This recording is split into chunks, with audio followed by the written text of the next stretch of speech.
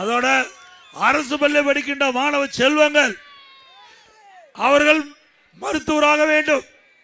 அவருடைய கனவை நாணமாகின்ற விதமாக அதிமுக அரசுக்கின்ற பொழுது 7.5% உள்ளிடஒதுக்கீடை கொண்டு வந்து அதன் மூலமா 3000 பேர் படிச்சிருக்காங்க.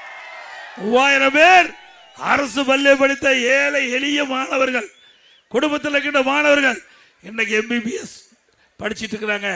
அந்த இடஒதுக்கீட்டில் இடம் கிடைத்தவர்கள் சாதாரண குடும்பத்தை, ஏழை குடும்பத்தை சேர்ந்தவர்கள்.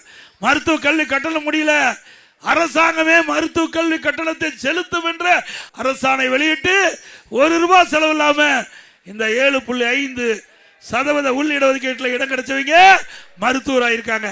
இது அதிமுக சாதனை. நானும் அரசாங்க பள்ளியிலே படித்தவன். என்னுடைய சிலுவமலை ஊர்ல அரசு பள்ளியிலே படித்த துவக்க பள்ளியிலே. ஆக ஏழைகள் அவருடைய எண்ணங்கள் நிறைவேற்றப்பட வேண்டும். அதே போல எடப்பாடியில கலை மற்றும் அறிவியல் கல்லூரி கட்டி கொடுத்த 2000 பேர் படிக்கிறாங்க. கலை மற்றும் அறிவியல் கல்லூரி.